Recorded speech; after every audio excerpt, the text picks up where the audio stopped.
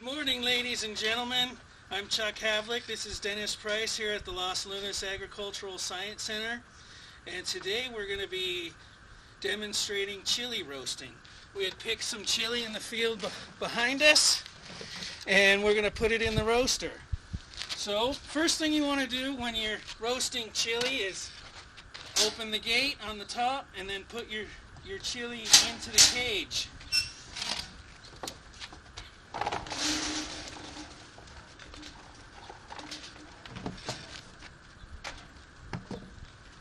Now I don't like to roast the chili, a whole lot of chili in the cage, because the flames won't lick all of the pods if you don't have enough space for it.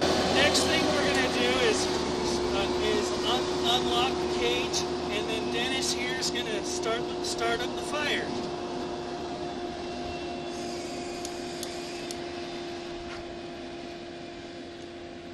Now we really want a really strong flame to lick these pods and get a good char on them. What the charring does is it starts to blister the skin. It also gives it a little hint of roasted flavor. So you can see Dennis is going at kind of a slow pace. That's to get as much flame on each pod as possible. And so there's two things we look for when we're roasting chili in terms of judging for doneness. One is if you hear the popping. Once that popping starts to diminish, you're getting close. Also, looking at how the pods tumble.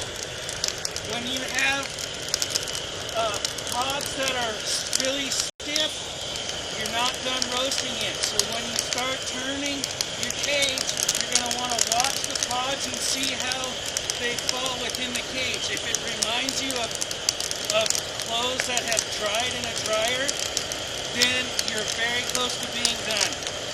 Now, everybody has their own idea of how to judge for doneness. Some people like it a little more roasted than others, and some people like it less roasted than others.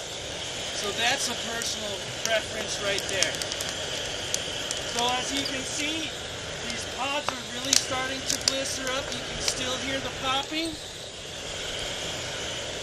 And you don't necessarily have to go one direction. You can go other directions as well, just to try to get the pod as equally licked with flame as possible.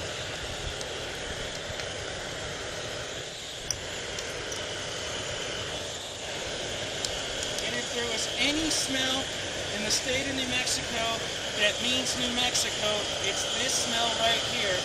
And I'm sorry you guys are on video and can't smell it. This is the beginning of fall.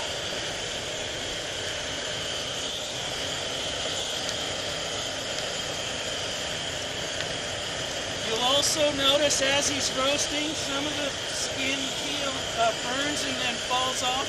That's what this black stuff is coming out of the cage.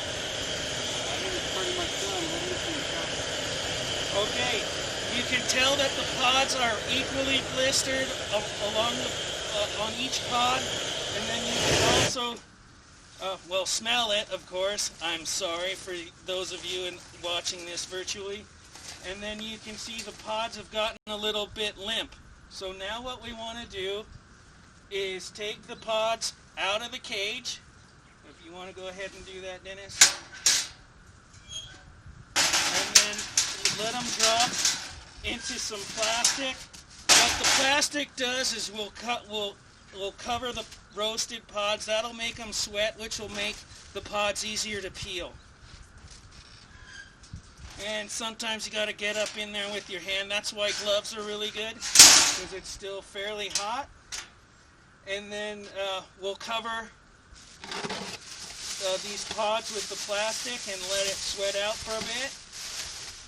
And usually 10-15 minutes is probably a good amount of time. And then from there you can peel it, and that's a personal preference too at how you want to store your roasted pods.